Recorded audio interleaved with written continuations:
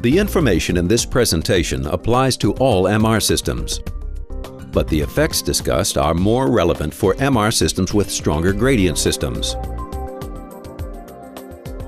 Apart from the powerful static magnetic field and the RF field, each MR system applies switched gradient magnetic fields to define the position of structures within the human body. Unlike the static magnetic field, the RF and gradient fields are only active during scanning. However, in common with the static magnetic field and the RF field, the gradient magnetic field system requires certain safety precautions.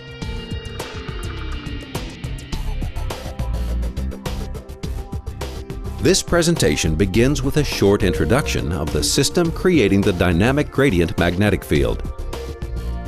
The next section describes the potential hazards of the gradient magnetic field and the way in which they can be prevented, followed by the consideration of possible contraindications.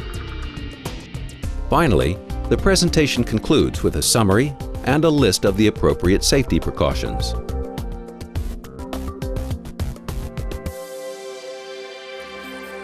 Gradient magnetic field introduction.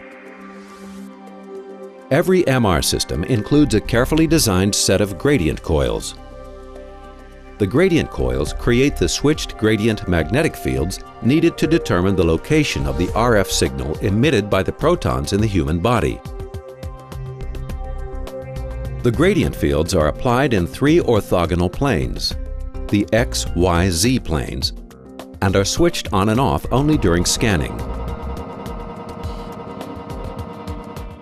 The strength of the gradients is determined by the amplitude of the gradient magnetic field, measured in Tesla per meter, and by the switching time in seconds. It is therefore expressed in units of Tesla per meter per second, the slew rate of the gradient system. Higher amplitudes and shorter switching times result in a higher slew rate of the gradient magnetic field. The three independent gradient coils generate the gradient magnetic fields for each of the three orthogonal directions and are created by copper leads carefully positioned on the coil housing. The stray field of the gradient magnetic field outside the magnet bore is much smaller than that of the main magnet, but may not be neglected. Potential hazards. Although the switched gradient magnetic field is much weaker than the static magnetic field, the rapid changes in gradient field strength present two different effects that may result in a hazardous situation. These are acoustic noise and nerve stimulation. The acoustic noise results from mechanical forces on the gradient copper leads. These forces, known as Lorentz forces, are due to high electric currents applied through the copper leads, which lie within the static field of the main magnet. Since the copper leads are not free to move, the sudden application of force results in the typical knocking sound of the system. This sound becomes louder with higher currents, shorter switching times, and a higher static magnetic field. The amount of acoustic noise generated can approach the maximum noise level allowed, requiring appropriate precautions. The acoustic noise generated by the system is not only relevant for the patient, but can also affect the operator or other personnel present in the examination room during scanning. The nerve stimulation results from the electromagnetic fields generated in the human body by the switched electric currents in the copper leads of the gradient coil. This effect is observed in the kilohertz frequency range as opposed to the RF system, which produces electromagnetic fields in the megahertz range and results in heating of the human tissue. A mild form of peripheral nerve stimulation can be accepted. This nerve stimulation effect is generally only relevant for the patient. As a result of the stray field, the effect may become relevant for medical personnel, such as an interventionalist who approaches the patient during scanning. Preventing potential hazards. For acoustic noise, Exposure to a higher level than 140 dB peak noise is never allowed to prevent permanent damage to hearing.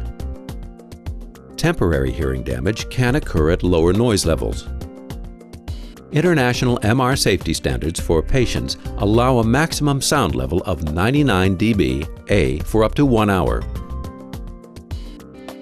To keep the exposure below this level, some hearing protection in the form of earplugs or a headset is necessary and obligatory for almost all MR systems.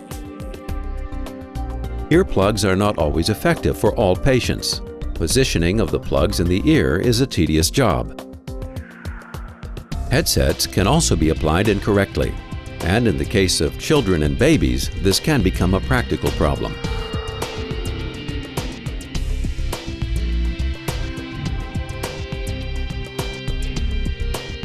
Peripheral nerve stimulation can become painful or even intolerable at the stronger gradients of modern MR systems.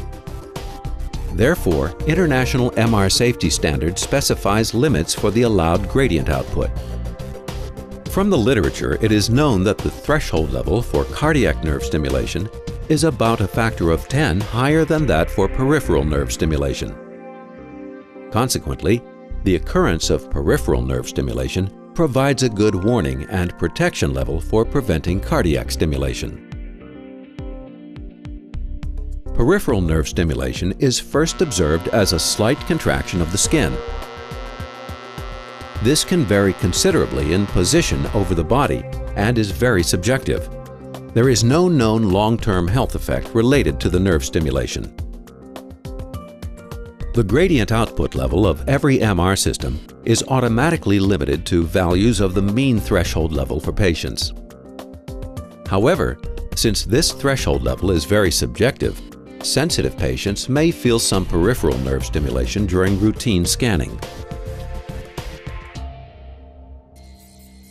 Contraindications.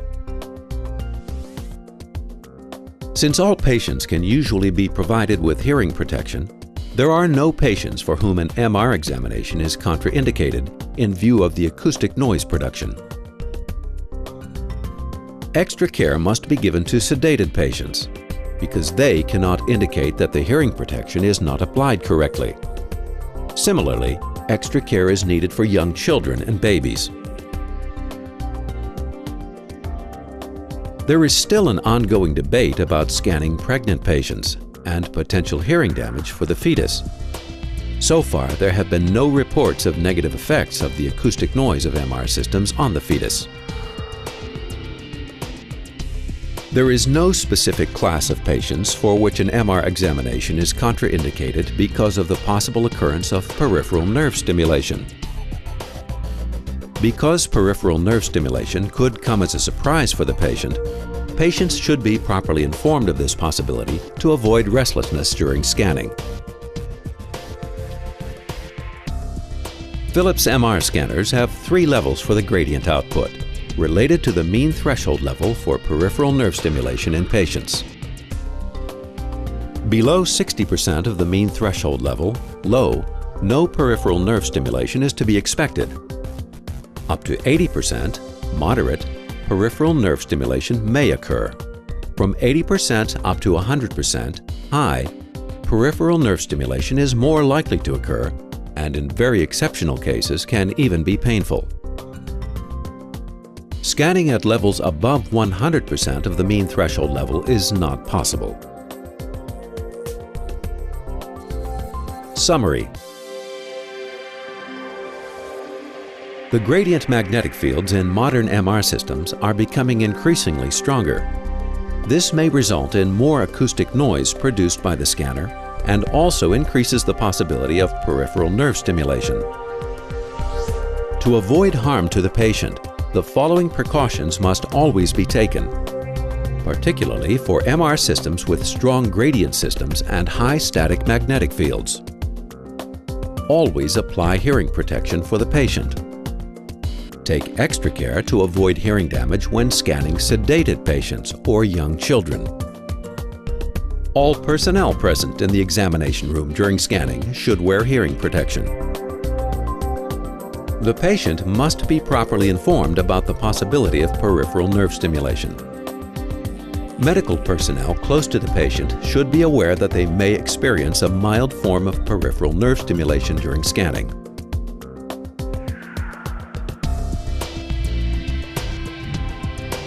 This video highlights some of the basic guidelines for safe operation of an MR system. It does not give a comprehensive list of all possible hazards.